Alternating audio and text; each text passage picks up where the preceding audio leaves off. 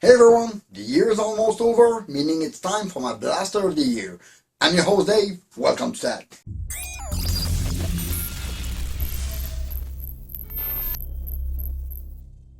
And to find this blaster of the year, I'm going to go through a small year recap here.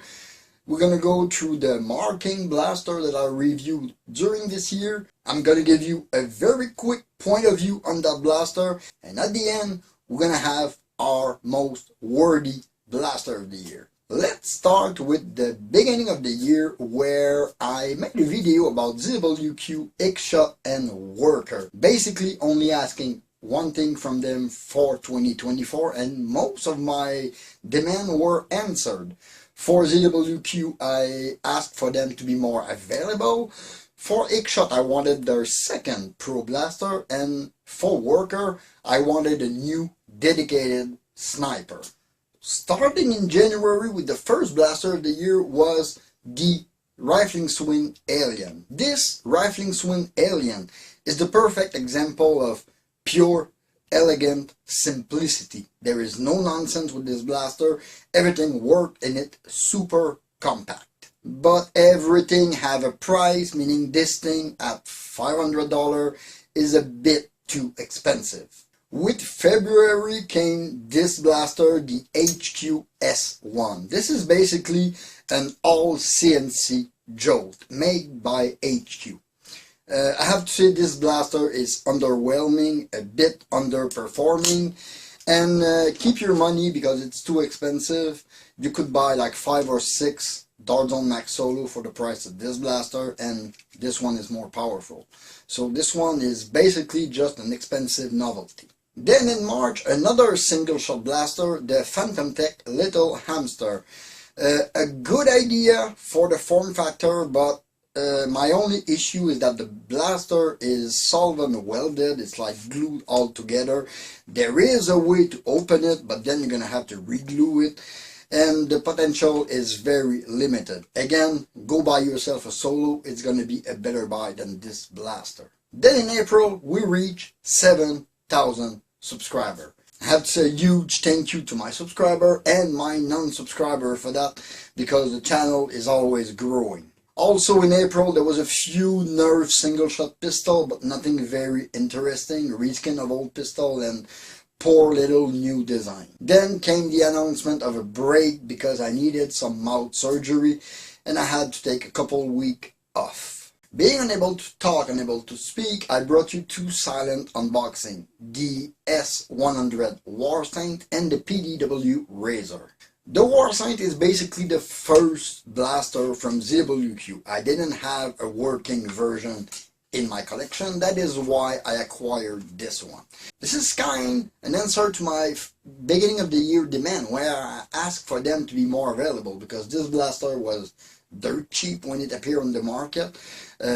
I think it was Airsoft Megastore selling them. This is basically the first blaster ZWQ released in its latest and greatest iteration. And that is why I didn't fully review this blaster. It was basically an old model. There was this PDW Razor. Okay, it didn't look like that when I got it. It was basically all black and missing a couple things. And I'm kind of torn on this blaster. This is really a solid platform. It is caliber based. There's a lot of potential, but it's basically a core blaster, and it got 2 shady origins for me to consider it blaster of the year. Then June came and it was really nerfed during June. I started with the review of this nerf rival Mirage. This blaster is basically one of the best, if not the best, rival blaster they ever released. This is basically a mag-fed Chronos with Slamfire. You can even breech load it, and it's compatible with every mag I tried in it. This is really a good blaster from Nerf. Then Nerf released the N series. Let's just say they released the N series, but as soon as they released the N series, they announced the Pro Blaster, probably in the hope we're gonna forget about the N series. And in July we had a ton of new Pro Blaster announced and budget Pro Blaster, because yes, we had the Nerf Pro announced.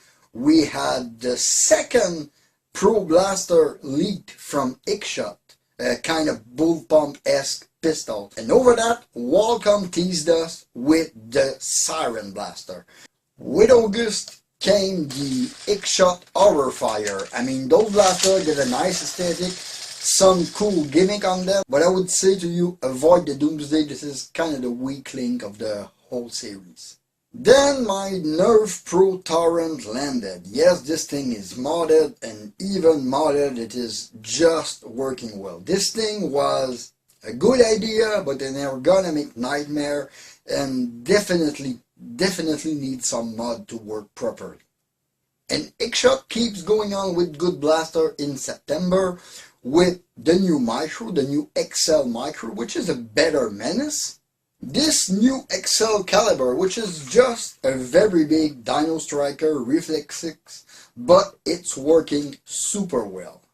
And then my favorite in their new blaster that they released, the Ranger X8. This is probably one of the most powerful blaster Ixshot release out of the box, and it's a lot of blaster for the price they are asking. This thing is just a better, nicer Berserker.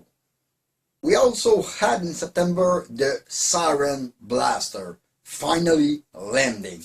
To go through them very shortly, I would tell you that the Mauler is, I think it's the worst blaster of the Siren. It is very powerful, but it's pretty much maxed out of the box. It got flimsy internals, so that limits the potential.